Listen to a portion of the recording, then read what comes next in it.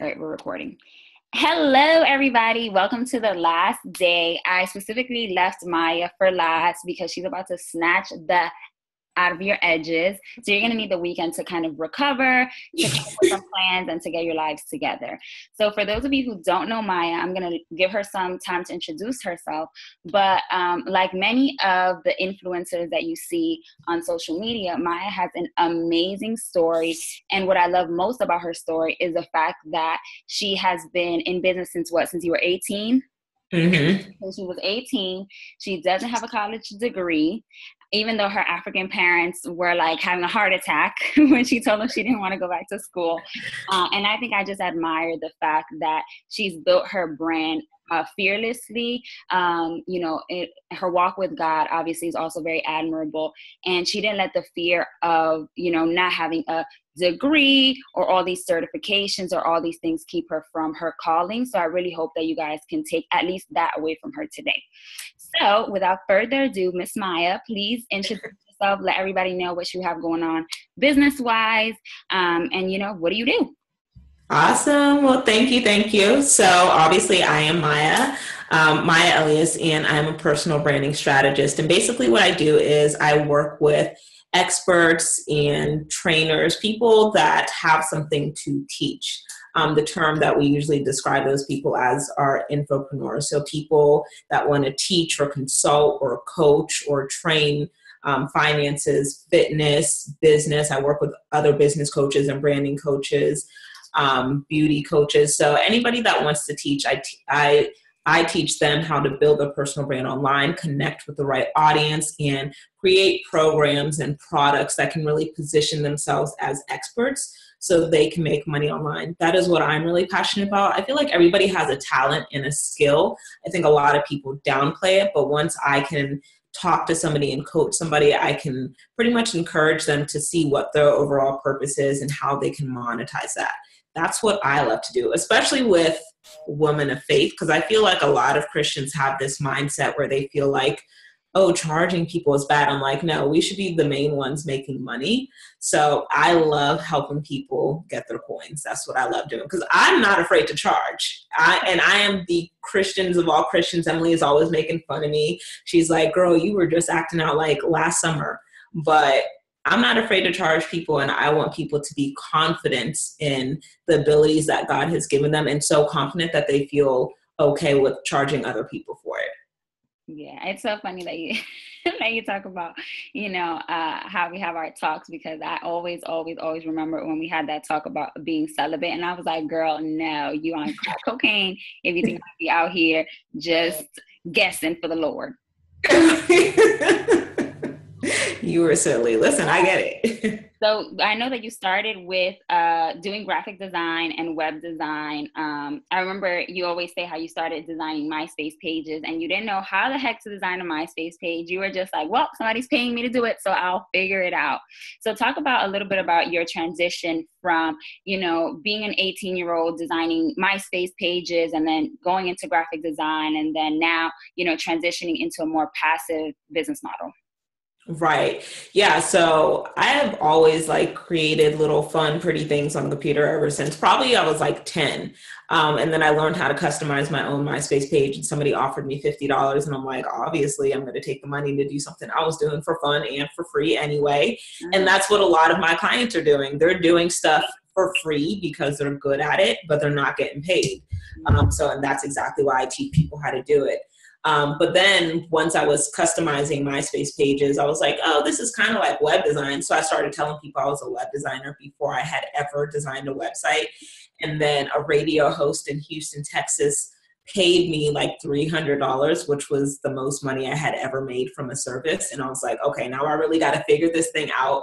So I went on YouTube and I Googled how to make a website. I was a figure outer. I'm very much so a self-starter, and I'm really fortunate to have that characteristic because that's what gave me the courage to start when I was 18, just wanting to learn how to figure things out. So ever since then, people just kept paying me for things I said I knew how to do. And then I kept figuring it out. I figured out how to get paid and I kept doing it. It's as simple as that. So that's pretty much how that went. Then I learned a little bit more about branding. I knew Like what I was passionate about was design and making things look good, but I really enjoyed it when I could make my clients look good and make them look cooler than they actually were, because my real set of clients were like wannabe models and like the models from the reality TV shows like Real Chance of Love and For the Love of Ray J. And you know, when I was 18, 19, I'm like, oh my gosh, they're so cool. But looking back now, they were like 21, 22, 23-year-old girls. And it's just really interesting that because of my skills, I was able to help them live up to the hype. And that's what I like to do with my clients. Like, I don't look like this every single day, but when I'm on and I'm representing my brand, I put out the polished version of myself, and that's what I like to do for my clients. So I really built myself up to become a branding expert and learn the strategies to help my clients not only just live up to the hype, but actually learn how to monetize it, connect with the right people, and, you know, implement strategies that could help them get to the next level. So I started learning how to blog. I started learning how to sell more. My audience was really interested in how I was getting people to pay me $1,200 for branding and web design services, you know, at like 21, 22, 23. They were like, okay, how are you getting people to trust you though? And that's essentially what makes a brand profitable. It's learning how to be trustworthy. And so when I realized that people were asking me the same questions over and over, I was like, okay, well, y'all not going to be asking me all these questions. Okay, you're not going to be DM coaching today. Right, exactly. I'm like, you guys keep asking me how to do things. Yeah, I'm not getting paid for it. So I put up on my website like a little work with me tab. And then I put like consulting. I think back then I was charging maybe like $75 an hour, which was cool for me. And people were paying me. Like, I'm the type of person, like, I'm gonna put it out there and somebody's gonna pay me.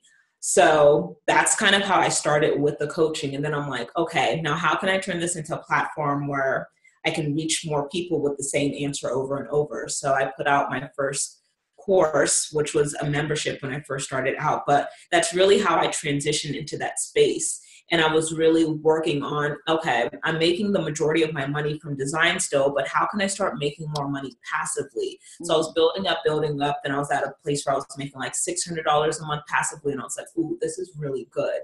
So I was like, okay, let me keep pushing. And I got to a place where it was, And that was from the course, the $600 passively, or that was from everything else that you had going on? Yeah, it was from the membership. No, I was making probably maybe like $4,000 a month from my designs, because I only needed like 2 to 3 clients because of what I was charging. So I was making about $600 passively, and I was like, okay, I like where this is going. So my goal was to phase out the design and working with people one-on-one through design, and get more one-on-one with coaching and through like my membership, which I ended up turning into a course. So that was my goal. And then I completely stopped designing in 2015, I think, 2014 or 2015. And then I was just doing like the passive income stuff primarily. I was doing one-on-one here and there because I still enjoy working with people one-on-one. But the passive income is where my money comes from. Affiliate money, people buying my products, which is what I'm going to teach you guys today, and people enrolling in my courses. Right. And I love that you've like done a little bit of everything, because you obviously have an opinion on what's the process that people should take, just like I have an opinion on what's, like, I'm anti-coaching, but here I am being a coach. But what do you think for people to get started? Do you think that there is a specific process or a specific, step by step, kind of system that people need to follow? Like, is it, if you want to become an expert, if you want to coach, if you want to have a product, do you have to start coaching consulting first? Or can you just put up a website, put up a course, put up a passive income product and go? Like, do you feel like there's a certain way to do things, or? I feel like if you know you're ready to make money online, you have some type of talent, the first step is really deciding who you want to help, because I think people completely skip over that step. And it's the most important step, because the who is how you're getting your money. That person is who's going to pay you, and you need to figure out how you can tap into that person and multiply that community of people that want to support you and that want to pay you.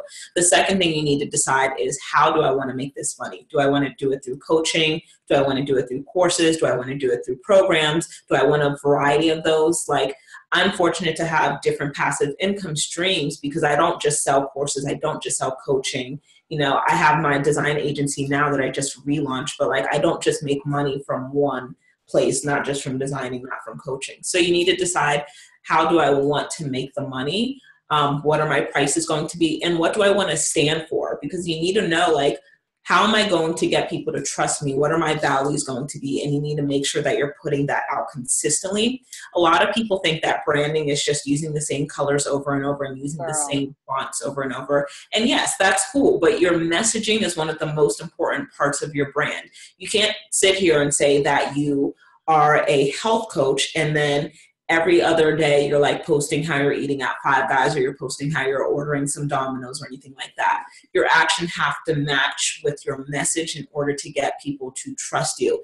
I can't say that I'm a personal branding coach and I have 27 followers on Instagram and I'm never posting and I'm inconsistent and I don't know how to get people to trust me.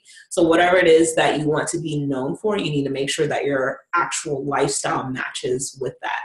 So definitely make sure before you start, you need to think about, am I really serious about this, or am I just going to BS?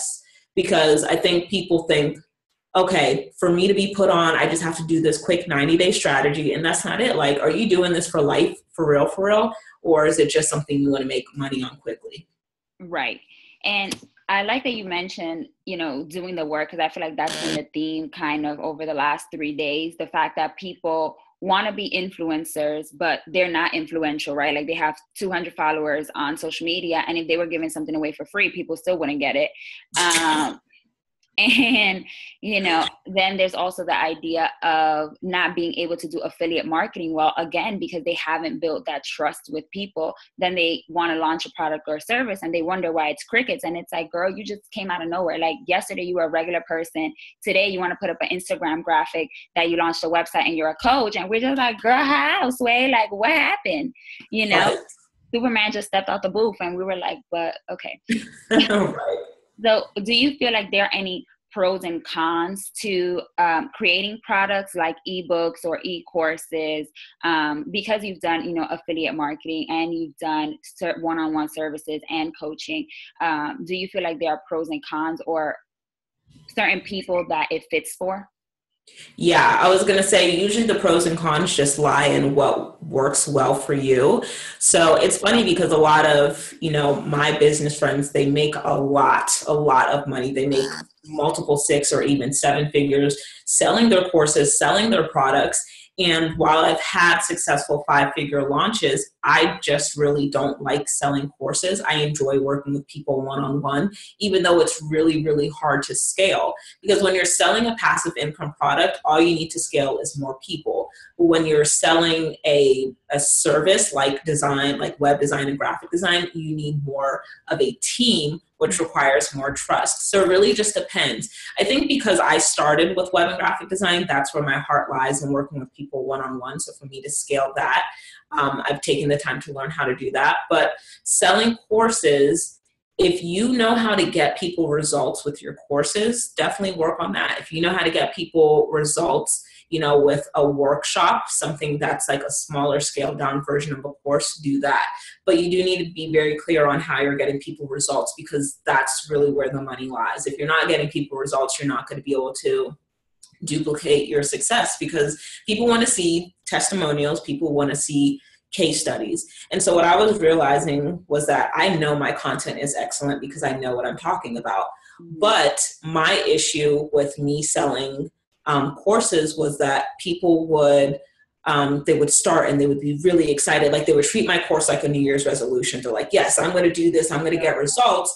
But then 6 to 8 weeks into it, I'm like, okay, where are you at? Like, I can only do so much, and I cannot do the work for you unless I launch an agency. And that's why I relaunched it. So although I can make a lot of money with courses, I know my stuff is good. But the only way people will get results is if they do the work. And I love to see people get results. And I'm a control freak, right? I like to control people's results to the best of my ability. So I'm like, okay, let me just make your funnel for you. Let me just make your website for you. So it depends what your personality is. It depends where your success rate lies with your clients and customers. Like, if you realize that you're maybe like a health and fitness coach and you're selling meal plans and you're selling a lot of them, but a lot of people aren't getting results from them, and more people are getting results from your fitness plan and doing the workouts, then you have to just make a decision, like, am I in this for the money? And am I going to continue selling something that makes me money but isn't working for my customers? Or am I in this to really make a difference and make an impact? And I just need to work on my strategy to how to continue building money with that. So again, it really, for me personally, it comes down to values and what makes me feel good. Some business coaches are like, listen, just sell what makes you money. And that's fine too. Some people are just like, listen, I'm just here for some coins, and that's cool. But you need to know the type of business owner that you are. Like, one of my best business friends is like, Maya, this is such bullshit. All you care about is purpose. All you care about is how good you feel. And I'm like, I'm going to make money either way. So I want to do what makes me feel good. So everybody's different though. Oh, you are a purpose pusher for sure. I am a purpose pusher. Yeah. So when we think about product, and I'm so glad that you mentioned like going with the lane. And the reason I wanted to have you on was because I think people always want to do what's cool. So Ming Lee did a book, so now they want to do books. So, and this person did a course, so now they want to do courses. And then this person did a summit, and now everybody wants to do a virtual summit. So how do you know when you're actually ready, right? If you're just like a regular Joe Schmo, or, you know, a freelancer, or you work 9 to 5, how do you know that your brand is ready for the birth of a product? And then what are the steps? So I have your product planner, and I know that it is absolutely possible to build out a product, not only in 90 days, but really in 30 days or in 3 hours if you just sit down and get through it. Right. So how do you know that you're ready to get a product together, you know, one of those passive income type of things? And then once you decide that you're ready, or know that you're ready, what are the steps to get from point A to product, landing page, money, coins in the bank, praise social media? Right. I mean, basically, if you have a brain, you're ready, right? It's like, there's really no like magic behind it. It's not like, okay, after you've been online for 73 years, you're ready to sell a product. You can create a product at any point.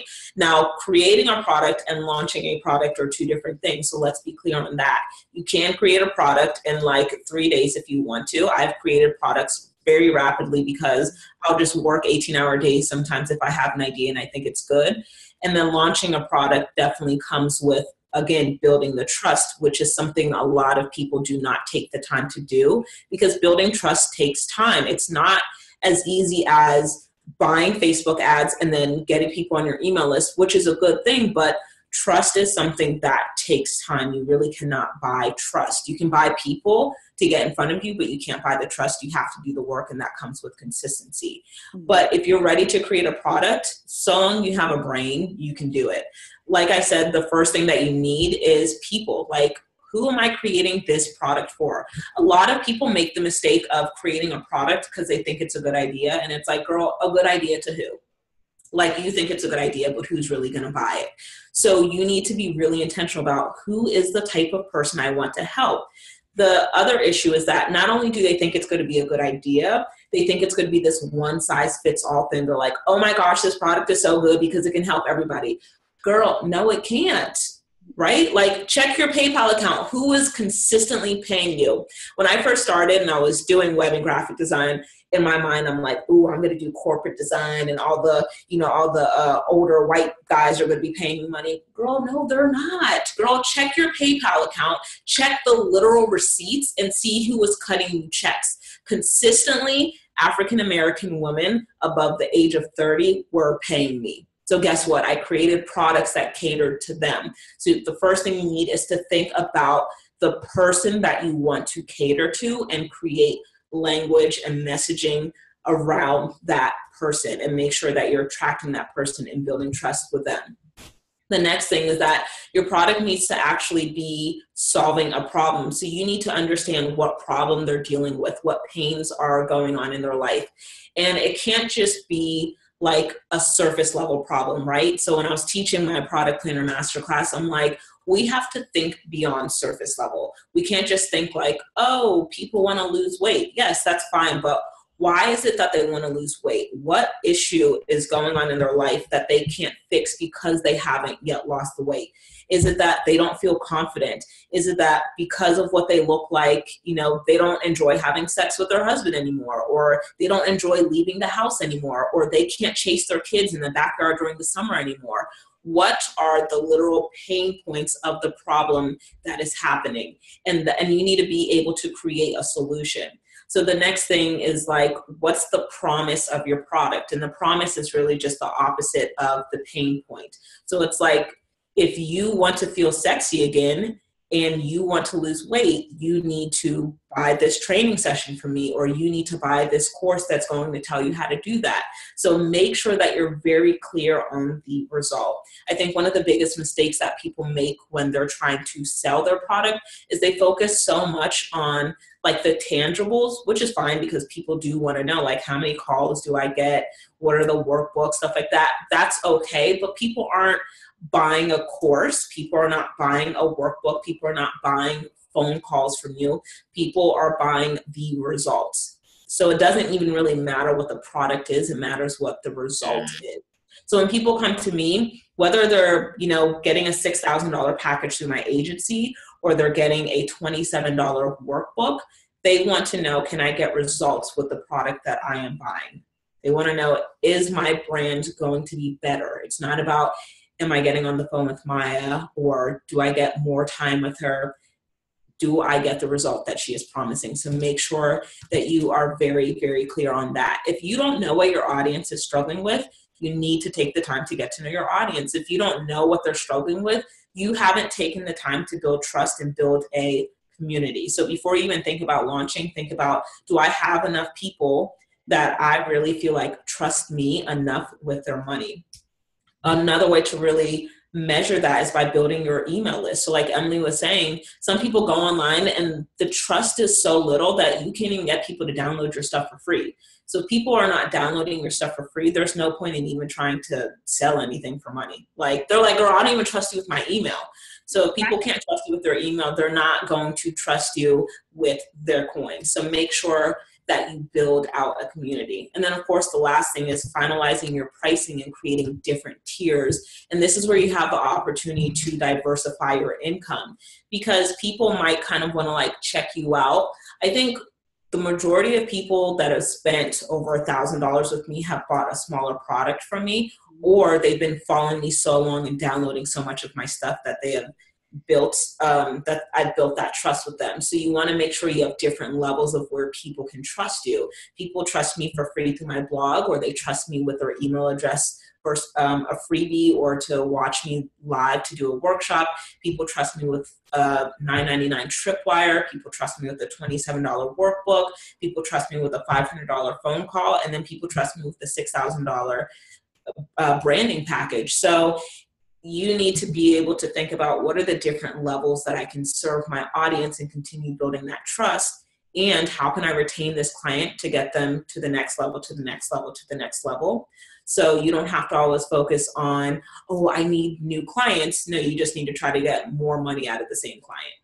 Right. I have definitely seen that a lot of your audience is loyal to you, and they will continue to support you regardless of what you put out. But that's why you need to continue to create, right? I feel like sometimes people create and it doesn't go well and they just stop, and it's because they don't have that trust anymore. But I've been in business, for like 7 years in October almost. You've been in business for forever. I'm going to talk about how old you are. I'm kidding. And I think, it was so much of us doing so many things for free and being on Twitter all day long, talking to everybody and giving away free gems on Periscope and, giving away gems on Instagram story. And we have been doing it for free for so long, so consistently, that's how we discover the problems, right? But the thing with, I feel like a lot of people, that follow us, or even some of the girls on the call today, is that they haven't opened up their mouth to own their expertise yet, right? And if you haven't tried to share your value, I always say own what you know, right? And if you haven't tried to own what you know, if you haven't tried to share your value, then nobody's ever going to know what it is that you're good at. So when you do finally launch this beautiful website and you have this email newsletter and this PDF to download, you know, nobody's going to download it because it's like, girl, yesterday you were just like literally regular schmegular degular. And then today you have like this whole beautiful polished brand. So that's one of the biggest mistakes I see people make, is like doing it in a very unorganic and a very like abrasive way, where it's like I just like switch and I change and my whole, and suddenly like all my Instagram pictures are the same color and I got a new weave and I'm lit. What are some other areas that you've seen where your clients, or just, you know, in general from your audience, that causes people to fail when they want to, one, monetize their influence, and two, when they actually do create a real life product? Yeah, man, you make such a good point, because like you're saying, like we've been online for so long. So I've been doing it for 8 years. I mean, girl, I'm only 1 year older than you. So we've been doing it for like girl, the way that you be trolling me, I feel like you 75. Okay. Whatever. But like you said, we've been doing it so long. We've been doing it for free that we've built that community. And then like you're saying, people make the mistake of, you know, just coming out of nowhere with something. The deep issue behind that mistake is you guys are only talking when you want something from your audience, and that's not how this works. You have to have a heart of serving, okay? So if you're only talking because you're asking for something, then guess what? Nobody's going to trust you, because your entire brand is going to be built upon, I need something from you. I need an email address. I need money. Okay, talk to me when you want to help me. So Emily's always giving you guys her Monday marketing tips. She's always giving you guys advice through free workshops that she does in the city. Girl, she even travels to your city to give you free advice. Like, I don't understand. But you guys think that you can just hop on Instagram, put a link in your bio, and think that people are just going to sign up. It doesn't work like that. Like, you guys think this marketing thing is just like this skeezy, like, oh, all I got to do is just have this online platform and people are going to give me their email address. Doesn't work like that. There's actual work behind it, and there's actual heart behind it. If you don't give a damn enough about me to just give me information for free, even without asking for my email address, and giving me information consistently, then you are not really here for a check, because that's the only way you are going to get it. Emily and I have lasted this long because we're consistent. That's how it works. And again, I'm not saying consistent as in like, oh, Maya's been using the same colors for the past 8 years. I've changed my brand a lot, but one thing I've always been consistent in is actually caring enough about people to help them without wanting their email address and without wanting the money. The email address and the money part is just part of the strategy, but people aren't even going to get to the strategic part of your brand if they don't trust you in an organic fashion. Like Emily was saying, like a lot of you guys just aren't organic. Like you're overthinking the strategy that you just forget about the people. The people have to come first every single time. Think about how you are going to build your community. Think about your favorite personal brand, or think about your favorite artist, or think about your favorite actor, and think about why you trust them. What are they doing? Sometimes they're out here doing interviews and you're not giving them money to watch an interview, but because they built the trust on that platform through an interview, you've bought their movies or you've bought their music. So make yourself also visible on other platforms where you can build trust, right? Like, I'm not getting money from you guys. I'm not getting money from Emily. I'm not even pitching you guys a product on here, but I'm building trust and I'm giving you information for free because I care about what I do and I care about you guys succeeding. So I think that's one of the biggest issues. People just don't care about their audience enough. They're so much into, I need to build my list and I need to make money and I need to do what all of the experts are telling me. And that's good. But if the people don't come first, the check isn't coming after. Yes. We're just going to go ahead and pass the collection thing around in the chat. So please put your offering and pass it to the left. The ushers will collect it at the end of service. See, I've been in church, girl. I know the whole speech. Stupid. But yeah, to harp on that, I think, you coach and I coach, and the reoccurring theme, the recurring theme, the reoccurring topic of my Instagram stories is always about doing the work, right? And not waiting for the opportunities, but creating those opportunities for yourself. And one thing that I've learned with network marketing, right? So I woke up one day, I signed up for It Works, and then now I'm selling 1,000,001 things, right? But the reason that I've been able to be successful when there's people that have been in the business for 2 years and don't have one person on their team or a customer is because I was able to show my own personal results. Right. So another thing that I think people miss is, okay, they don't build the trust and then they aren't a product of their own product, right? Right. And then people start to work out of panic and not from a place of passion, right? We do what we do because we love it. Like, I've been in a car with you for 4 hours and 2 hours of it was talking about marketing and branding and business and ideas. I think we live it and we breathe it. And sometimes people go with the business model that they see has been profitable. But, you know, like we always say, like you, me, and Maddie always say, it's like results are not transferable. They don't, you can't retweet a result. Like, you know, you can't get my results because you're not me. You don't have my swag. Like, there are different things that make up who we are and what our brands are. And I think a lot of people miss the mark on figuring out what that swag is for them, you know? Right. So for people, Danica said that she feels left behind because she needs to make time to build her audience before she's able to sell products and services. If it's too late, right? If you haven't built trust, but you already out here with a product or service or a business, right? If it's late, it's too late in the game. How do you begin to close that gap? Like, what is the number one thing that these ladies need to start doing today to start to close that gap between, you know, trust and income? That's a really good question. I think a lot of storytelling is really good. The best influencers are storytellers. So Emily is always telling you guys a story.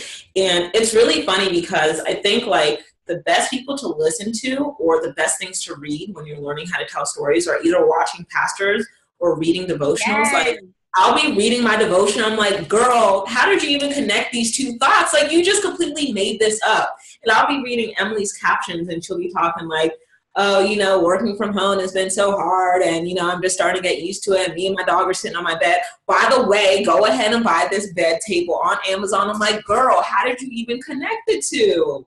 But she's very strategic on telling stories. She's like, you're going to connect with me. And it's funny because then you'll see people in her comments like, oh my gosh, like this is my first week working from home and I'm struggling with, you know, the transition as well. Like, you can, the same way you care about people when you give information for free is the same way you got to care about them when you want them to buy your products. And making that connection with your community is best done through storytelling. So if you're only on Instagram or whatever platform you're on and you're only trying to push the product without pushing the story behind the product, it's going to be really hard for you to make that connection. And again, that's why Emily, like when she started doing It Works, I was like, girl, what is she doing? But she's successful in what she does because she knows how to put that stuff together. So y'all definitely better be learning from Emily on how to sell this stuff because she's really excellent in storytelling. She's really confident in who she is. And she's like,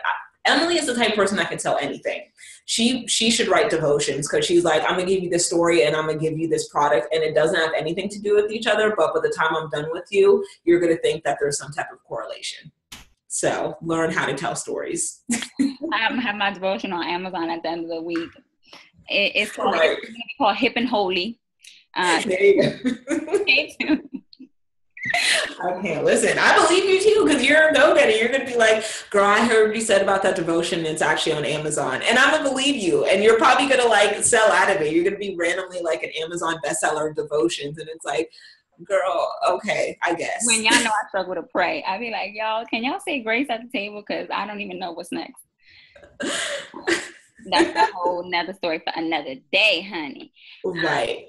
Let's see if there are any other questions from earlier. Okay, I didn't miss anything. So if you do have a question for Maya, go ahead and drop that in the chat as I close off with the last question, and then we'll open it up for Q&A. Yeah, but that was a really good question. And even going back to what Emily said, she's like, I am a product of my product. So if you're trying to sell me something that literally has nothing to do with who you are, like, you gotta, there has to be some type of connection. Right, right. It's so funny because one of the girls that just joined my team, Akira, she's a credit repair specialist. And yesterday we were on the phone and we were talking about what's her name? Arnita, Luxurious Credit. You know who she is? Well, she's like super popular. She's in Texas and she's like the credit fixer, like the go-to person, right? So I was talking to her about it and just talking about like her clients and stuff. And in my head, I'm like, I need to get into credit repair, bruh. Like I need to fix somebody's credit. It just needs to happen. I'm going to figure it out. But then I sat back and I was like, there you go, Emily, trying to do too much, trying to do the most with a little bit. And I think sometimes people, jump into the wrong lanes, right? So I think a lot of people struggle with admitting their purpose, right? We're like saying it out loud. It's like, girl, if you want to be a makeup artist, be a makeup artist. Like, so what if there are 600 other makeup artists? I didn't care that there were 600 other personal branding strategists. Like, you're a personal branding strategist and you're one of my good friends, and we have built our niches and we focus on different people. I focus on the broke millennial who can never pay $497. Like, literally the girls in my group coaching, I sent them over to your free thing last year and they were like, so Maya's just gonna drop this $600 package, like okay. And I was like, that is Maya, like she's gonna get the coin, right? But that's her audience and people are gonna pay her, right? Like, you rather work with 5 people who are gonna pay you $6,000, and I'd rather work with 10,000 people who are going to pay me $6, right? So, because that's just me. I'm always team doing the most.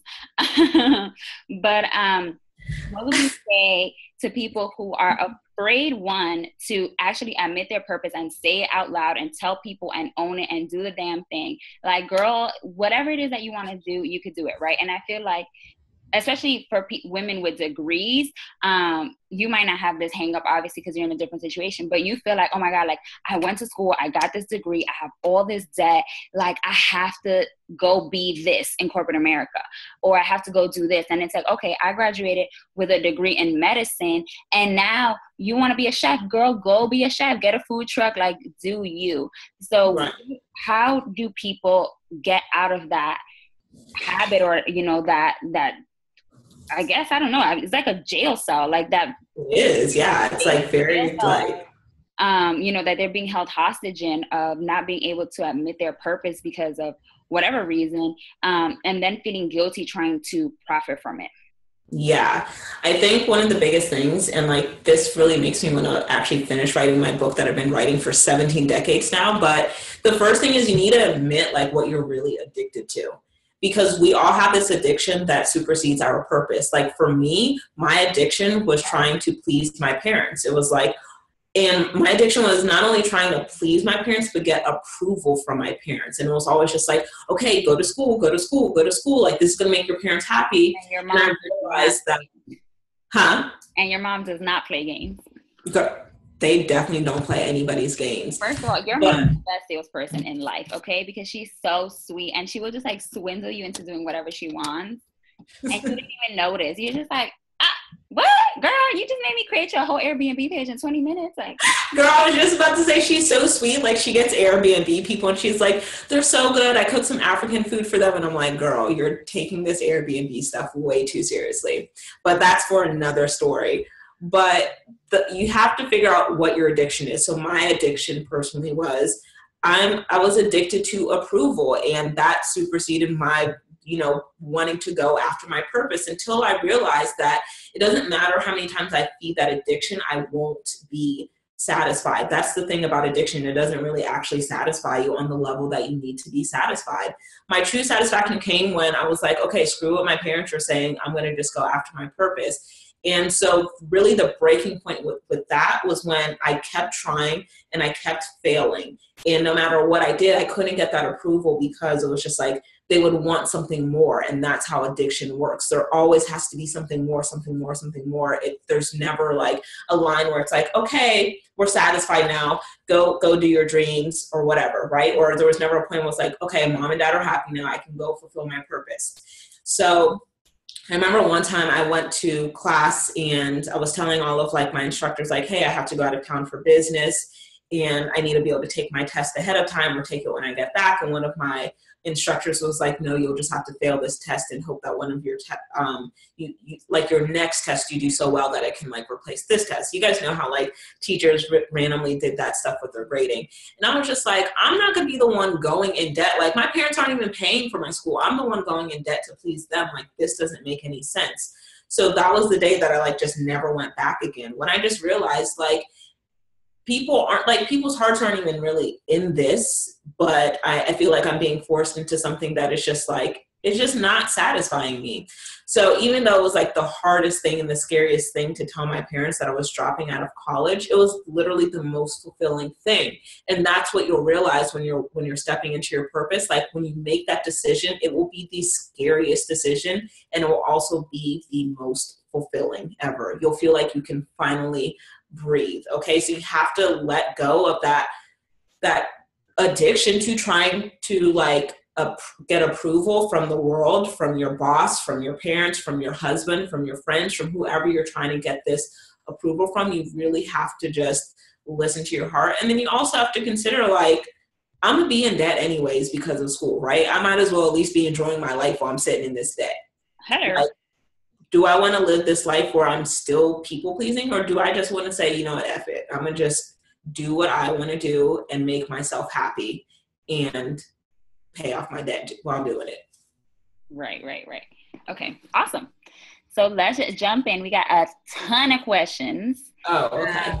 So let me just scroll through and see if any of them like relate. Okay.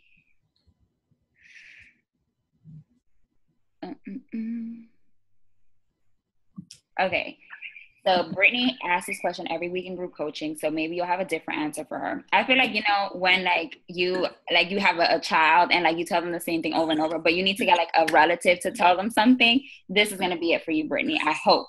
So Brittany is a mental health counselor and she is trying to do like mentoring sessions with young girls, like teenage girls, like middle school and teenage girls, because she feels like a lot of what's going on in school and bullying and self-confidence is hindering or deterring, you know, our girls to grow up to be amazing women.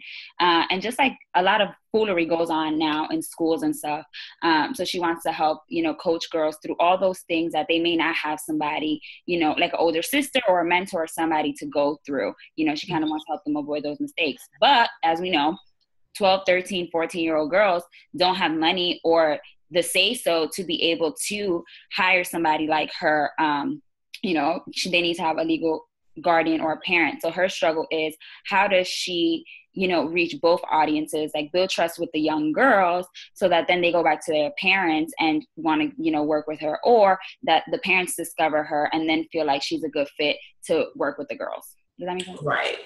I mean, her main audience is the parents because they're the one that's cutting the checks. Okay. So build trust with them. And when the girls come there, just, you know, find that main connection. Like, you know what you want to do with the girls and that's fine, but that's from a mentorship level. Okay. So the relationship you have with your girls is as a mentor, but the relationship that you have with the parents is as a business owner. You have to figure out, you know, again, what's the problem? Can you present a problem to them? Like, hey, your girls are going to wind up pregnant or dead if they don't get mentorship. Like, what's the problem? What's the pain point? And then offer a solution. Like my 3-month, you know, mentorship program actually helps girls, you know, find the value in purity, or find the value in doing well in school, or find the value within themselves so they can make better life decisions, whatever it is the result is. But you need to be able to make that promise to the parents, because like you said, like, these girls really don't care on a deeper level because they're just not there intellectually anyway. Right. But as a business owner, your audience is the parents, and then you make a different connection with the girls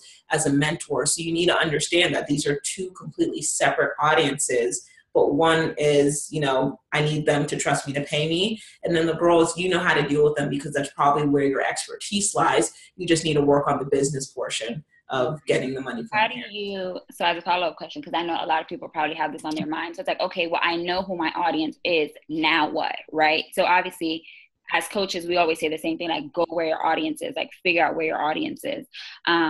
But how can you make that tangible to somebody? Because I think, you know, for us, it comes as second nature, right? It's like, okay, well, I'm trying. So for example, like it works. I'm trying to reach people who want to get snatched. So I need to find people who either don't have a six pack or want a six pack or work out and still haven't gotten a six pack. And I need to get all up in their DMs, right? So I engage in specific communities to find those people. But for people who obviously don't make those connections so easily, what are some tangible ways that you can start to find your audience after you've identified it? Yeah, I would think about your competition and think about where they're going. So if you don't know where your audience is hanging out, look at your competition who has access to your audience and see what they're doing. Like, I think a mistake that people make is trying to like do everything from scratch, and you don't have to reinvent the wheel. Like, just do what somebody else is already doing, just do it better. Like, get in front of your competition's audience and steal them. Like, seriously, do that and just do it better. Another thing you can do is, instead of just focusing on your competition and like their audiences, think about people that you can collaborate with, right? And maybe their audience needs something that you do. So like Emily was saying, like, we're both personal branding strategists, but we teach different things because we're so niche, which is really good. So I can promote one thing to Emily's audience and she can promote something different to my audience without us bumping heads because we offer two different things. Mm-hmm. So you need to think about like, what relationships do I need to build within my network and within my community that can help me get in front of the right people? Like, who do these parents know and already trust that you need to be building a relationship with, so that way you can get that connection? Right, for sure. So example of that would be, right, like you have to get your feet on the ground, right? I think so many times we get so comfortable with the idea of digital marketing, and it's like you have to get out there in real life and make those real life connections. So maybe it's going to schools and meeting with school counselors, right? Because if they have a girl that's doing too much, they could recommend, you know, a service provider to the parents. You know, if you are a personal chef, then you need to be out here finding your way into country clubs and, you know, to be in front of the people who can afford your services. Because another thing that like kills me is you go to all these free events looking for paying clients. Like, if they didn't pay to be in the room, they are probably not going to pay you, right? So right. Maya will go pay, you know, $2,000 to go to a Black Enterprise conference because the people there also pay $2,000. So to pay her, it's not going to even like make them blink an eye if they just spent $2,000 on a day, right? For me, I know that the people that come to my free events might not necessarily convert into customers, but I go to the cities where there are people that I want to work with that I eventually know are going to transition to start following me on Instagram, and then I'm going to build the relationship there. So you always have to be strategic in going where your audience is. And once you're in the room, knowing what the point of being in the room, whether it's virtually or physically, is going to, you know, entail. Does that make sense?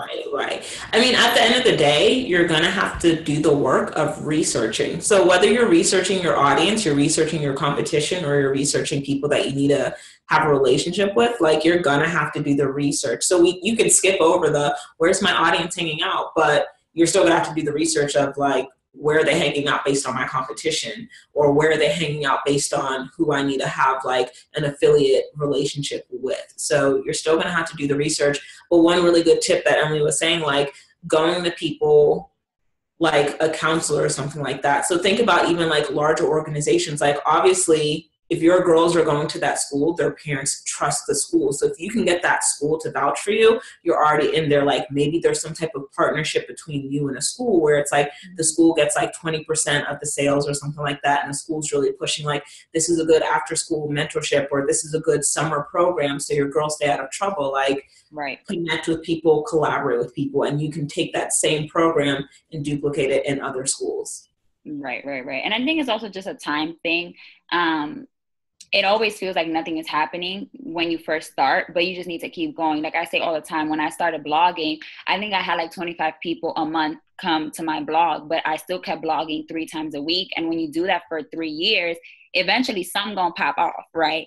So I think it's also that knowing that it's okay to not see results, and it's okay to feel like it's crickets, but you have to keep going because everybody started at zero at one point. The difference between the people who are successful and the people that are not is that the people who are successful didn't let zero stop them, you know?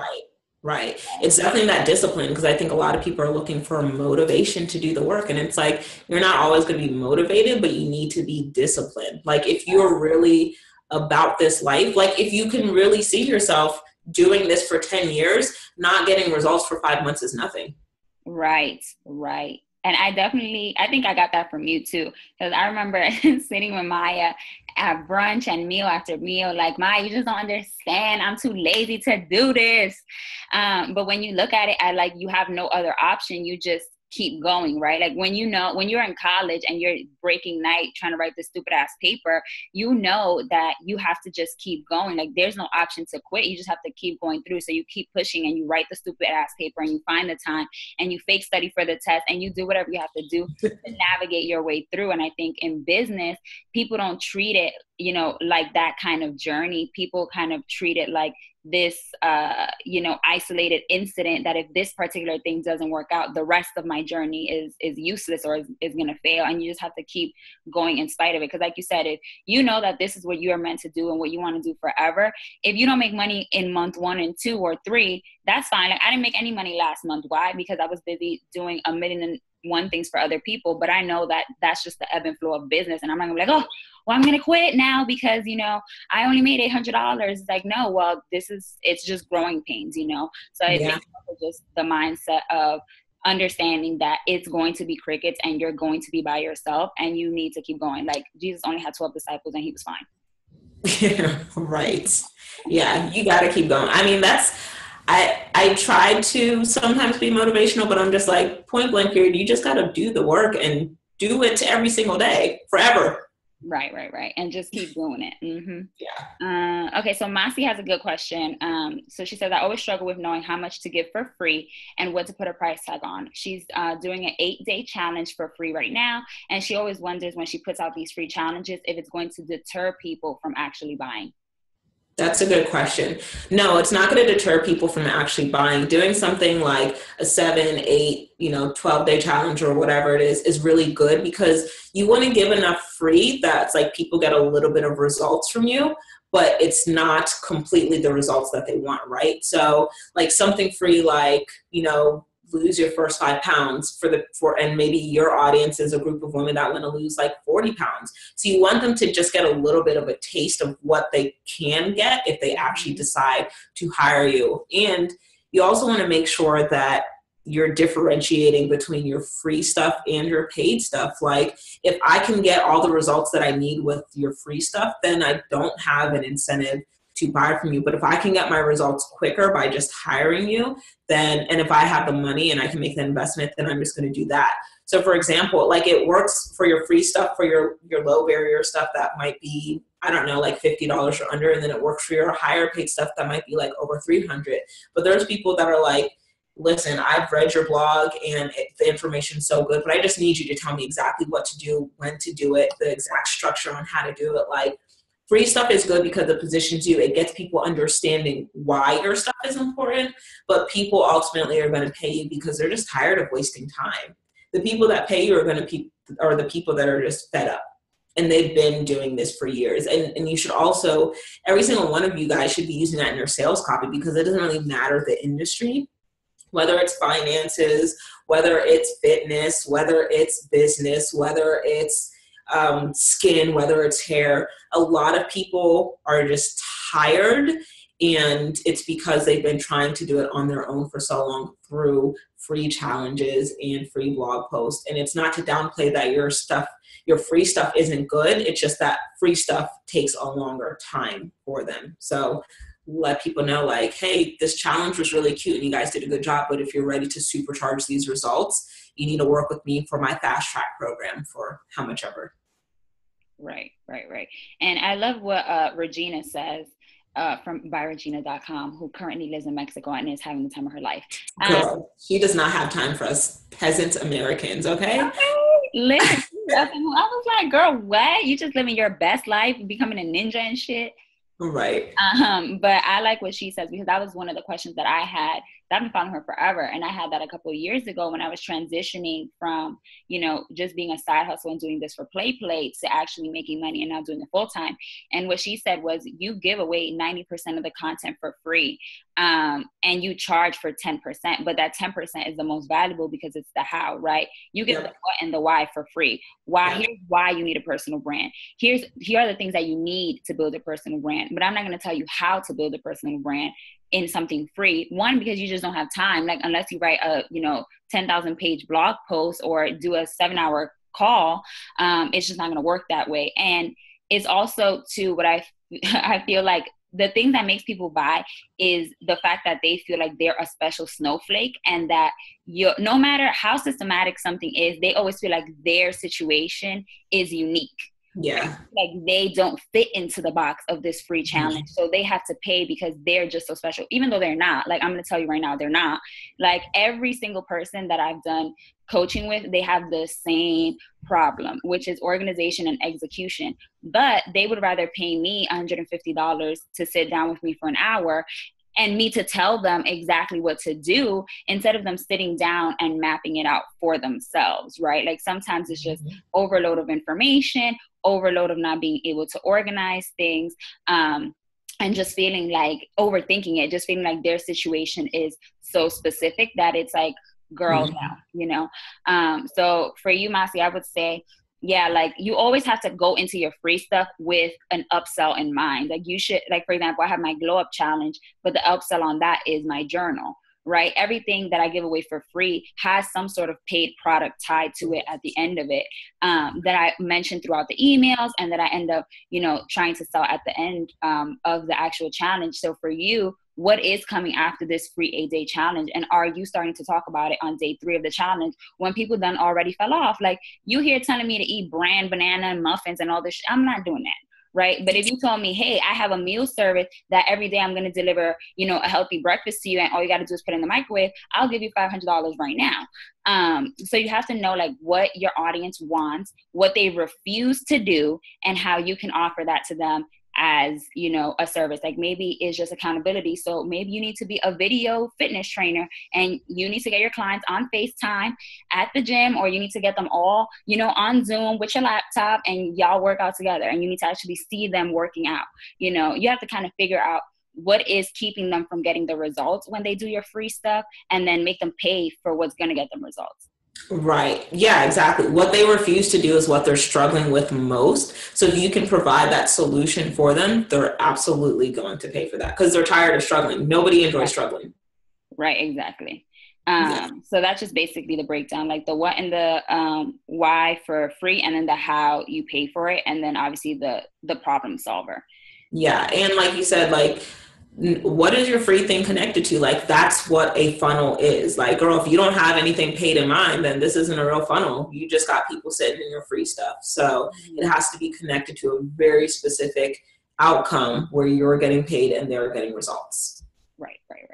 Okay, next question. What about when you want to do social justice work and get paid? So as we know, in social justice and all those feel good social work kind of industries, the pay is whack. So how do you get out of the nonprofit realm but still do good work? So you're saying you don't want to do nonprofit anymore? Is that... She wants to do social justice work and get paid, but she wants to get out of the nonprofit world. So I guess, how do you privatize or, like, package up your expertise from the nonprofit world and then take it elsewhere and get paid for it, since you're getting paid in your 9 to 5? Yeah. Anything social justice work related isn't my expertise, but my suggestion would to be thinking about who would benefit most from your social justice work, right? So the people that you're helping, even though you're helping them, it might not benefit them most. Like, if you're helping, young African-American males learn to not be so violent, or learn to whatever it is that you're doing, but the city might benefit most from that because their crime rate is going to look good, and that's going to be a good look for the economy of the city. So you want to think about, like, who is this benefiting most, so much to the point that they would pay me to have my programs into the people that are involved in, the overall issue that we are trying to solve here. So that's the short answer to it. Like, who's it going to benefit most that has the most money? Right, exactly. I think we need to stop thinking about ourselves as employees and think about ourselves as service providers, right? So the things that I was doing in corporate America during 9 to 5 for a paycheck is the same exact thing that I do with my clients in my business, right? So take all of the things that you're already doing in the nonprofit realm and package that up as a service that you're going to sell to other people, right? Because you have to think not every organization doesn't have the resources. Maybe they can't hire a full-time person, so maybe you're a consultant that only comes in, from 6 to 9. Maybe like Maya was saying, maybe you help in an after school capacity, or maybe you help in some other form of partnership with another organization. But you basically need to pimp yourself out, because we think, oh well, they probably don't need anybody. I know one of my friends, Kay Renee, she used to work at Comcast. She was like an executive at Comcast making great money. And she left Comcast as an employee and they hired her back as a consultant. So now she gets paid the same coins for less work and less time, because she comes in and trains her staff in the same way that she would when she was an employee. But now she just comes and operates in what she calls her zone of genius, right? So all the other things that you do in your 9 to 5, like all the paperwork and the emailing and all that stuff, that's just filler. But what's your zone of genius? Like, what do you thrive in? What do people always compliment you on? What does your boss say that you do amazing, right? That's your zone of genius. And you can easily package that up and take that somewhere else, to do that for somebody else. Mm-hmm. All right. How do you discover your value and become an expert at it? I think we kind of answered this. So Maya, if you have like a quick, how do you discover, I guess, your value / purpose, and then how do you become an expert? You discover like what you enjoy doing, how you're really good at doing it, and again, how it serves other people. I measure my value on how good of a servant I am, honestly. So if you're not helping other people get results, whether it's for free, whether it's for paid, that should give you an indication on where your value lies. And then obviously the more you do something, the better you become at it. So when you become really good at something and you get other people results, that's expertise. Right. For me, what I would say is the way that I discovered my purpose was I graduated with a public relations degree, and I swore that I was going to be somebody's corporate, chief communications officer, communications director, whatever. But as I left college, I noticed that how I was valuable to the people around me was the fact that I had job offers when all my friends went off to do unpaid internships, right? So everyone was asking me, what did you do? What did you do? And I was like, I build my personal brand. How do you build your personal brand? And then it was like, give me the coin, because I'm not about to be doing this with y'all for free every day. Then same thing, like on Instagram, I'll talk about, give free value about the things that I love, the things that I'm thinking about. Naturally, everybody's sliding in my DMs, asking about the same thing. So what do? I'm like, let me go over here and create a course on affiliate marketing, because clearly everybody wants to know how I'm making money from Amazon, right? So you just have to do the things that you love, and you'll discover your value based on how do people need you? Like, what do people need from you? Right. Ask you for, and you become an expert at it by doing it. Like, you just have to do it.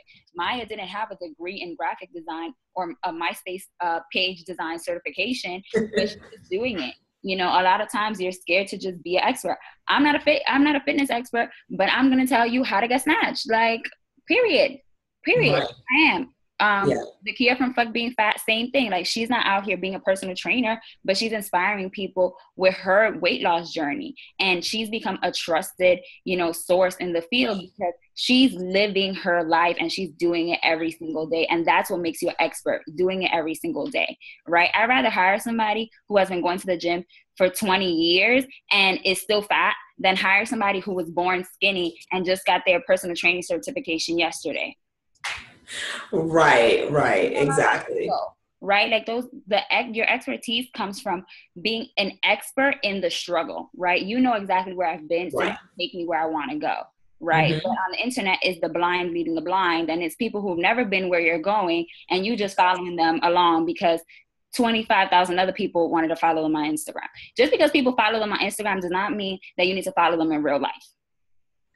Right. That's Absolutely. on that. Check the receipts. Check the receipts. But yeah, that's a good point. Like, what are people asking you consistently? Like, I was going to do design anyway because that's what I loved. But people wanted to know, how can I, now that I have this design, how can I build myself up to be an expert? How can I get people to come to my platform? So I figured out how to do that and answer people's questions. And I was like, I'm going to deliver you the result in the way that I like to do it. So if I'm helping you build your brand through design, which I love, or through teaching, which I love, or through one-on-one coaching, which I love, like, do what you enjoy doing, whatever it is that you're passionate about, in a way that can get people the results that they're asking you for.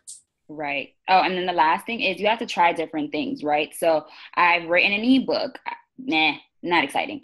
I've done email challenges. I love those. I've done coaching. One-on-one coaching, not really my favorite thing, but it's needed.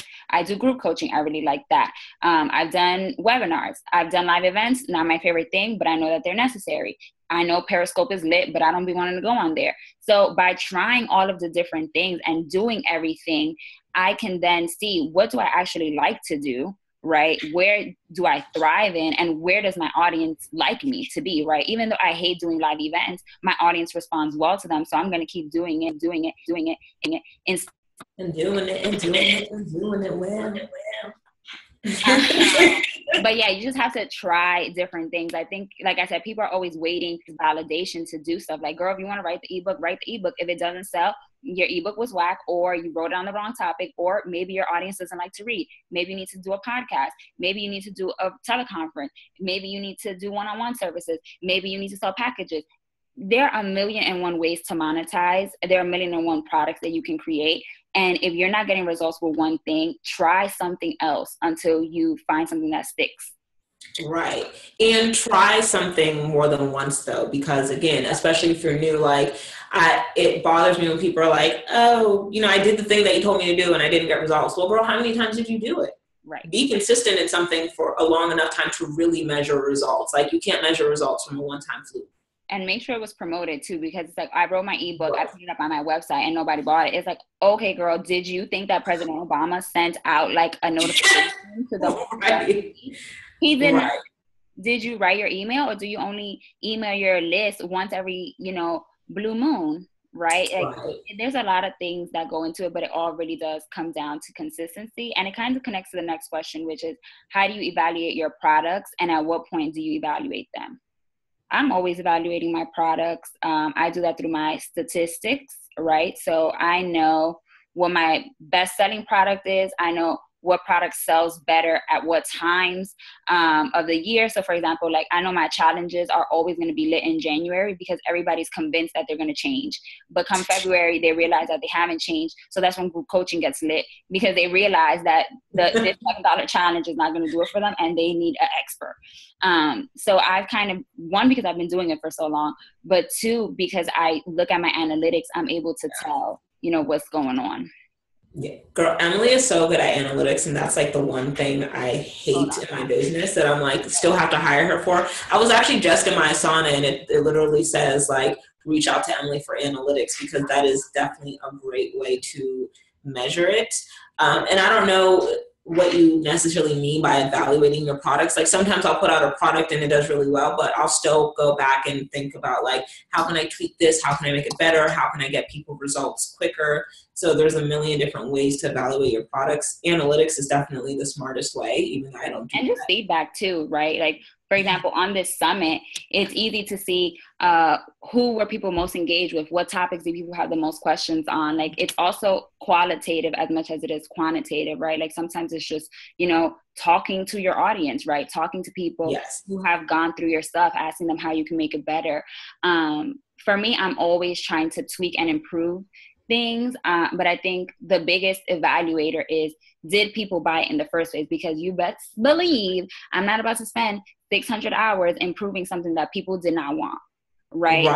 Right. You have to evaluate if your product is succeeding or failing, and why is it succeeding or failing? Is it failing because it's a good product but you didn't promote it properly?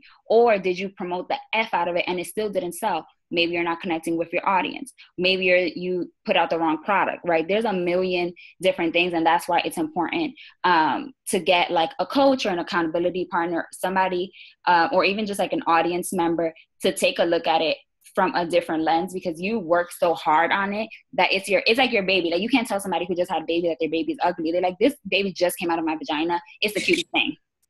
And you're like, give him a couple of days. He got to grow into his head.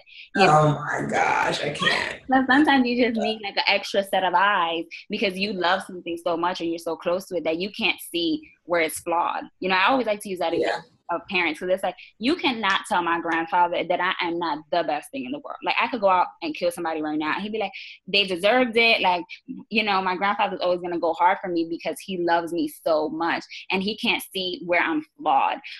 So I really think that it's the approach that we need to take to our businesses as well. So always ask for feedback, always look at your metrics, see, what people respond to most. And like I said, just go where, we always say that, go where you're loved, like go where you thrive, and you're going to know, like you're going to feel when something's going well, Right. Yeah. I was just going to say, even though I don't do analytics, like I'm really fortunate that my community goes hard for me and they respond really well to just communicating with me, not even just necessarily my product. So whenever I have an idea, I usually just ask them. Like, that's why I've been able to just build my brand organically instead of having to do ads, because I can just ask them what they're going to pay me for. I'm like, hey girl, do you want this one-on-one coaching or do you want a done-for-you service? And they'll tell me, and then I'll launch it, and then they pay me.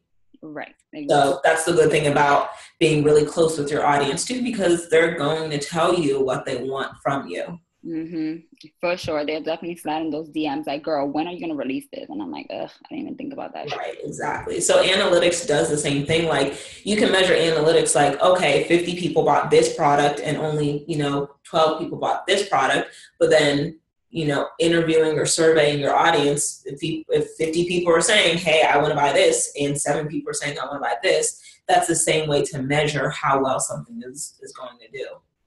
For sure. Let me see what else. Olivia said, I ordered your marketing planner yesterday. Can you tell us what we will get from it? So girl, you bought something, you don't even know what you're going to get.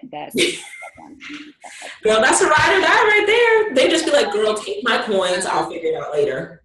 But my planner, my personal branding planner, is basically a step-by-step process of all of the things that we're talking about today.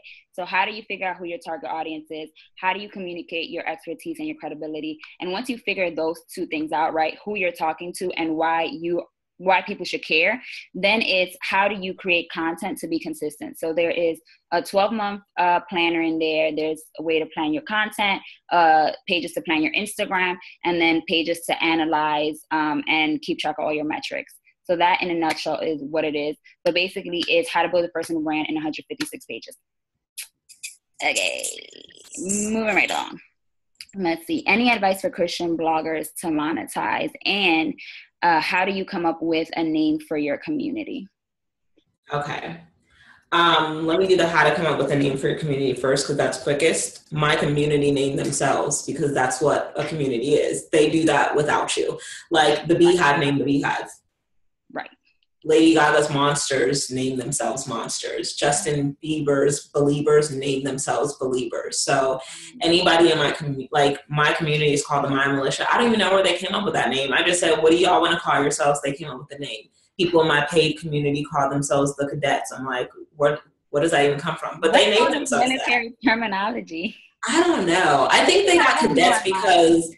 Huh? What you got going on over there, Maya? Yeah, I don't know. I think they got Cadets because it was kind of a play on the militia, but then also like my paid thing is called Content Prep Academy. I don't know. Do cadets go to academy? Content cadets. So, but yeah, you don't name your community. Let them name themselves, because that's just what it is. It's always better when your audience makes the decision. Right. And don't be scared to change it. Like, you don't always have to stick to one thing. You can change it. You can name it different things. Like, Maya's Militia came from Periscope, right? Like that's how it kind of like came to be. And now she has the Cadets in what is it, like a Facebook group that you have going on? Yeah, so it's my paid membership. I have a Not everything I sell is, $500. So my paid membership is $27 a month. So they were like, well, we want a community to separate ourselves from the free folks. So I still have the Maya Militia. That's, primarily the people that show up on my stuff, people that are on my email list, and then the people that are part of the more tight community because it's a paid product. They're called the Cadets. So it's all the Maya Elias brand, but it's just two separate names because of free and paid. Where they are and where they are. Right. I don't know. I don't really name I have a name for my coaching, but it's just straightforward. Like I always name stuff based off of like what they're going to get, right? So make yourself marketable. My book is going to help you make yourself marketable, right? Sanity and Success Journal. It helps you be sane and successful, right? So I just like name things straightforward. I don't got time to be all creative, beehive. Yeah. When I'm naming programs, I'm just like, listen, girl, this is what it is. Like when I did my Maximize Your Impact series, I'm like, do you want your brand to be impactful? Okay, let's figure out how to maximize that. So when you're naming products and programs, that's different. Obviously, you got to come up with a name for that, but like name it based on the results that you want to help them get. Right. But I've never named a community really. I've named like group coaching, but that's just it. Yeah. I don't know. I feel like unless it's like you said, like if you have a community in real life, they'll name themselves. Because it's just like, again, it's just like an organic thing. When you try to do too much and be like, my M's gems, they're gonna be like, girl, we don't want to. Right. They're like, don't call me that. Right. Then you looking stupid. So I say just let it happen organically. But if you're like naming, a product, or if it's like a Facebook group or something like that, then just try to be straightforward, because you also, what people don't realize too is like the internet is a search engine, right? It's one big search engine. So if your product is to help people become marketable, but you named it Magical Mystery, Google ain't gonna know what you do. Your audience is not gonna know what you do. And it's gonna be very easy to just kind of like pass over, like maximize your impact. It's like, ooh, like I wanna maximize my impact, so I'm gonna pay attention. But if she names it like, Mastermind Monthly Call, I'd be like, I don't know if I really want to do that. It's not clear what it is. Like a mastermind could be for anybody. So basically focus on being clear. Clear is way better than cute. Okay. So if you're good, you can do both. I'm not good at both. I'm not good with coming up with names, cute names. Yeah. Maddie is amazing. If you need some copywriting help, you need to go on the Maddie James, and girl, she's naming something every day and they're all lit. Girl, she loves naming stuff. It's funny. Come up with it. She's the type of person that'll name it and then come up with the strategy. I'm the type of person that'll come up with the content strategy and then name it something real basic. Right. Okay. So how do you come up with? No, my bad. Any advice for Christian bloggers to monetize? I don't know what that means, because I'm a Christian and I'm also a blogger and I make money. So I don't know if you mean like your blog is based on your faith, because my blog isn't based on my faith. I just so happen to be a Christian. I think I need a little bit more details, but you would monetize like how any other industry monetizes. Like you don't just not make money because you're a Christian. And I think that's why like I love helping women of faith. Like I think about 90% of my clients are Christian women, and I like helping them make money because I feel like we should be the ones making a lot of money. Like if we're going to sit here and say like we serve a God of abundance and he's always providing for us, and then to sit there and be broke, that literally doesn't make any sense. So monetize like how you would do any other business. If you want to sell devotionals, sell that. If you want to sell a coaching mastermind that helps you tap into your purpose, sell that. Like you sell products like any other industry would. Like to not charge somebody and then to blame your brokenness on being a Christian is like the biggest cop out. And like literally nothing makes me more mad than that. So if you want to monetize, learn how to run a business. Right. And I think when people put, adjectives like I'm a Christian blogger, I'm a this blogger, it's at the core, you're a blogger. So what you need to figure out is how do bloggers monetize, right? You monetize through sponsored posts, you monetize through affiliate marketing, and you monetize by creating your own products and services, which is literally what we covered over the last 3 days. So if you missed them, I definitely suggest that you go back to watch those over, because it's 1,000,001 things. Like you can literally make money. Like hey y'all, this is my favorite devotional and this is my favorite women's Bible. Here's a link to Amazon. I'm going to get 6% when you buy it. Right. That's one way. So I think we need to forget the adjectives, because Christian, we can replace it with any word, but at the core, you're still trying to make money as a blogger. So you just need to figure out the streams of revenue that you can get from blogging. Right. That's what I'm saying. Yeah. Like, it doesn't really matter what the industry is. Like, you got to sell something in order to make the money. So in order to monetize, sell something as an affiliate or create your own product. Right. I was going to say something else about that.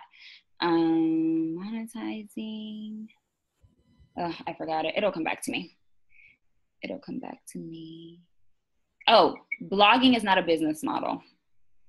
That was what I was going to say. So because you're a blogger, a lot of your monetization is not going to live because of your blog. It's going to live through something else. So it's going to live through your content or the way that you're helping people. So when you're a blogger, you sell 3 different things. You sell your own products or your services, you sell your content, which is sponsored content, or you sell your influence, which is affiliate marketing and stuff like that, right? When you influence people to buy other things and you got to cut back. So don't feel like my blog is the business. Like, you have a business doing X, Y, Z, and you just so happen to use the blog as a way to communicate and reach your audience. Does that make sense? Yeah, that makes sense. And I think that's why I don't like the word blogger, because a blog is just one piece of your content marketing platform. Like, your blog is to get people to trust you. It's not like a job description. It's just like the smallest part of making money is a blog. But it's like, okay, but are people getting on your email list? Do you actually have an audience? Do you know what you're actually selling? Do you have products? Are you connected with brands that are going to pay you? So it's like she said, a blog is not a business model. It's just a small part of your content marketing strategy. Right. How important is the look of your website? Example, free plan versus business plan. Lord. Go ahead. Okay. I don't understand a free plan versus a business plan correlating to the look of a website, but I like a good looking website because I'm a web designer, and I like to see people look polished because it says that they value themselves and that they believe in quality. So if your website looks like a quality website, I'm going to immediately trust you. But also, it's not even so much just about the look of your website. It's just about the functionality of your website. Like, is your website built to convert? Like, it's funny because, like, now that I have my agency, like, both of my packages include web design, but some people are like, well, I already have a website. I'm like, girl, I know your website is not built to convert. That's why you are here trying to get this coaching. So it's not about having a website. It's about having a website that is built to make you money. So yes, it should look good, but it should also be built to do a job. And I think that's why a lot of people try to, do the websites themselves or hire somebody that's cheap, because they're not thinking like a business owner. Your website should be an investment, not just an expense. Like, if your website is not bringing money in, then you've wasted your time and your money. Yep, for sure. I say this, right? So I wrote like a whole blog post on it, because you need to go, if you're going to go the DIY route, you need to understand why you're going the DIY route, right? Is it because you actually have the expertise and the graphics? Is it because you're using, a template that's really easy to manage and already comes with all the pieces? Is it because, for example, I have a challenge called the Passive Playbook, which talks about when you set up a website, you need to have a lead capture page, and you need to have this and you need to have that. If you have all the moving pieces and you trust yourself enough to do the work, then sure, you can go with that. But I will say, what's not going to fly? so-and-so.wix.net, so-and-so.weebly.org, so-and-so.wordpress.com. No. So at the very least, I think you have to spend money at least to mask the domain. That's okay. And 2, honey, child, y'all, everybody, there are websites who are very ugly, but they work. Yes, they work. Ugly as hell, but it gets the job done. I know Right. some online coaches, and I'm like, girl, how do you make six figures? You have the ugliest website. So, Because they've probably been in the game for so long. right, but their content is so good. Like, Right. they'll have a 10,000 word landing page. They'll give me all the information. They'll Yeah. answer every possible question versus like the person with the cute website. They thought, oh, why would And you they talking about nothing. and they're not talking about anything, right? So Right. it has to be a balance between visuals and value. That's what I always say. Because you can make a free website pop off, just like you can make a $10 dress from Rainbow pop off, or you could wear a $50,000 dress from Dior and still look like a hoe, right? It's all about how you put things together. So I think it's just sitting down and seeing, okay, what am I an expert in? What am I actually good at? What am I, going to be able to do the DIY aspect of? And if you can't, then save up and outsource. So maybe, you might not have a logo and you save up and you get a logo. Maybe, you took your headshots on your iPhone. You always have to be okay with, it being raggedy and working your way up if you don't have the budget. But if you do have the budget and you just decided to buy a $300 bundle instead of paying a web designer, then you got to get your priorities together. Right. I'm like literally just now understanding free plan versus business plan. Like I was thinking about like a formal business plan. That's why I was like, girl, what? But free plan.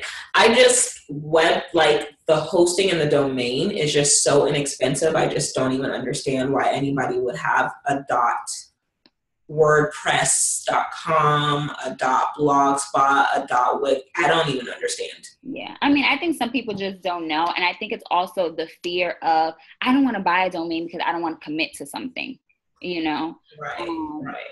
So I always say what I do is like I create a lot of landing pages on Strikingly, but I always redirect. So like if you go to 90daysfit.com, it'll go to 90daysfit.com.strikingly. But I'm not putting 90daysfit.strikingly.com on any promo stuff. Yeah, right. Like, first of all, it's too long. And second of all, I don't remember all that because people probably don't know how to spell Strikingly. So yeah, it's just like you have to consider, all of those little things. You always want to make it as easy as possible for people to convert. Like if people have to click more than 4 times to get somewhere, if people gotta, become a math, like I hate people who put bit.ly links in their Instagram photos and be like it's like register at bit.ly/I lowercase l 23456. I'm like, bit.ly makes it so easy for us, and yet y'all still wanna just always consider how you can maximize something and make it better at the lowest cost, right? Like I understand trying to save money, I do, but just it's like, is it worth it to have a bit.ly link with the super long link or to have the .wix and all of that stuff? Or can I just pay $10 for a domain that's going to make it easy? It just be like these little tweaks and investments under $30 that can really just change the game for you guys, but you're not being considerate enough of your audience. That's what it comes down to. Like, you don't care enough about your audience to get a real domain. Like, you don't care enough about your audience to really commit to this. Like, it's just really about being considerate. And if it's something that's not going to cost you more than $25, but it's going to be a better representation of your brand, then you need to be doing it. Right. For sure. And no, is not necessarily a little ratchet. She put, so my blog is a little ratchet, WordPress.com. WordPress actually just allows you to start doing plugins now, Maya. Oh. So you don't have to go on WordPress.org. But I just think of it like this, right? If you are talking to somebody at a party and they ask you, what's your website? Is it going to be easier to remember? Go on 90daysfit.com or go on 90daysfit.strikingly.com/123. Right. So it's just one from a branding aspect, from an SEO standpoint. Google is not going to rank .wordpress.com. Like it's not going to happen. So if you also want to, come up with search engine rankings and things like that, you have to own your domain and you have to, take the steps to tell Google, I'm really about this life. And then Google will allow you to exist on its virtual playground, as I like to call it. Right. All right. I think we got through all the questions. Well, thank you guys for hanging out. Yay. Hold on. Olivia said, oh, the question about the marketing planner.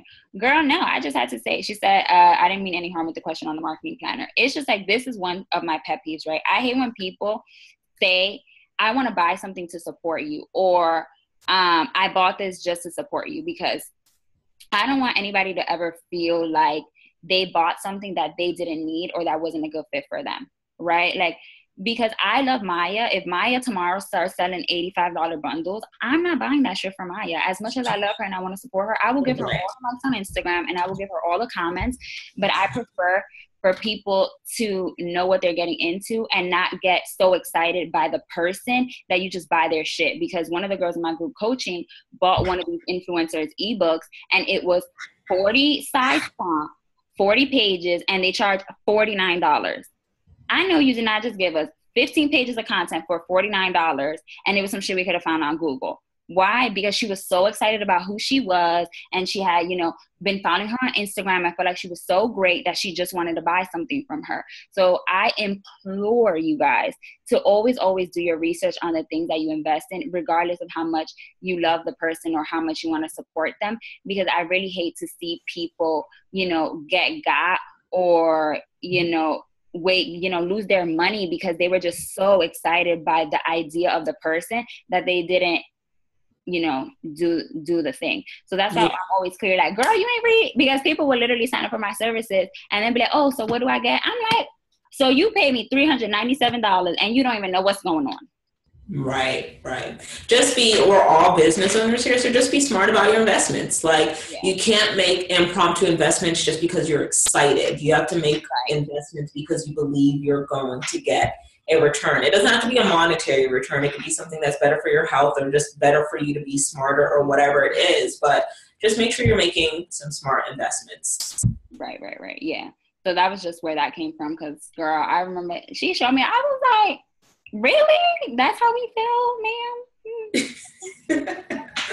And I mashed out to throw a little bit of internet shade all while this is being recorded, because this is going to be for the world to see. But I just want you guys to, be mindful and to start being a little bit more discerning about the things that you invest your time and money and energy in. Because sometimes, like I said yesterday, sometimes you're focused on the frosting and not on baking the cake, right? You have to focus on baking the cake. If it's not going to help you bake the cake, it could probably 9 times out of 10 wait. Yeah. All right. How do I work with both of you? You're both lit. So my group coaching is closed. You can sign up as an It Works brand ambassador. That's the only way I'm coaching people right now. Maya has 675 things going on, which is actually a great transition. So let everybody know what courses, classes, masterminds, programs you have open right now, and where they can find you after this. Yeah, absolutely. So you guys can continue hanging out with me in my free community. If you go to mayaelias.com/community, it will redirect you to my Facebook page. And you guys can watch the replays for the 5-day training series that I did last week. So if you go to maximizeyouриmpact.com, we will send you an automatic link to the replays, and you'll also get 3 bonuses. The bonuses are a personal branding guide that shows you exactly what you need to build a personal brand from scratch in 2017. MaximizeYourImpact.com. Yeah, MaximizeYourImpact.com. You'll also get a content starter pack, so you can learn how to start creating content that's actually impactful and helpful for your audience. And then you'll get a free sales page training from my copywriter. Her name is Violetta Potter. So once you sign up for that, it's all free, and you get a lot of free resources. And then I want you to just kind of get to know me as a teacher, watch those trainings, check out my resources, and then decide, how do I want to work with Maya? You can set up a free discovery call with me at mayaelias.com/quick-call after you take a look at what my offerings are through my website and what my products are, and then we can hop on a call and we can talk about which one is going to be best for you.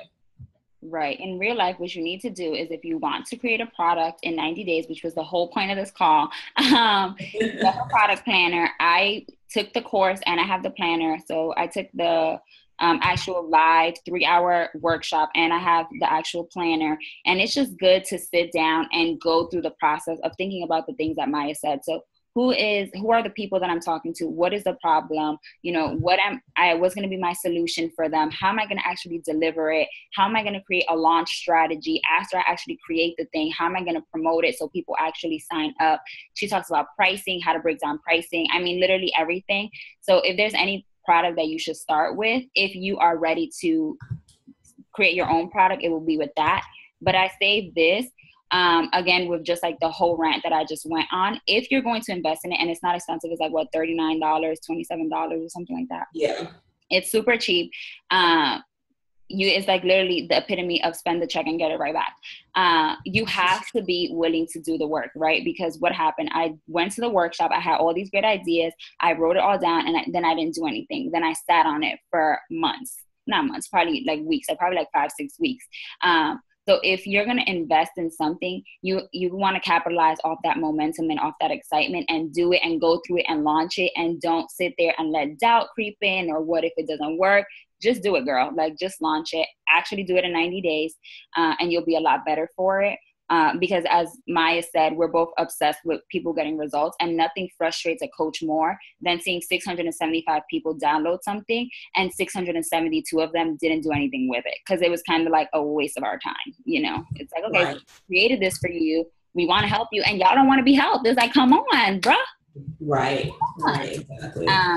So definitely download that. It's amazing. It's great. I don't know how do you send it out digitally now?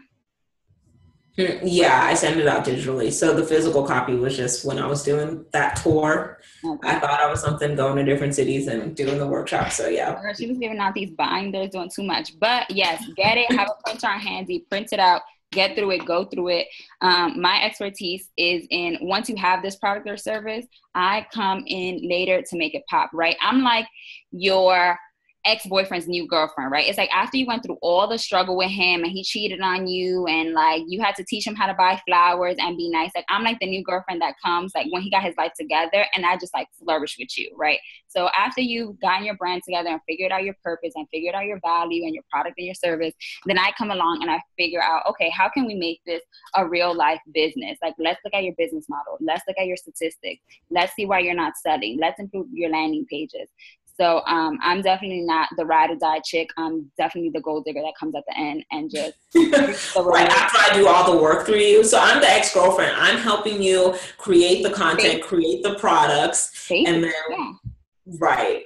You know, you're more. I'm just very straightforward and to the point. And it's like I don't thrive. I just don't do well with helping people figure out their purpose. Because for me, it came to me so organic that I can't possibly like walk people through that process because I've never been there, you know? So that's why I say you always operate in your zone of genius, and you operate through the things that you've actually gone through and done. And that's how you can help people do it, right? Like, I transitioned from having a degree and a 9-to-5 to being a business owner. So that's how I can help side hustlers transition too. But if I was to be here, like, I'm going to help you discover your purpose, I'm like, girl.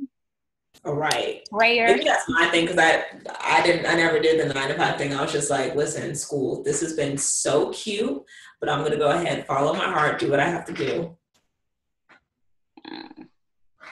Maximize your impact online, everybody. I love your analogies. My analogies are so lit. I should be like an analogies expert. Our analogies are always so inappropriate. I'm like, girl, how did you even think about that? That's why you get emotionals, because they don't ever make no sense. I'm like, how did you come up with that? They make you feel good.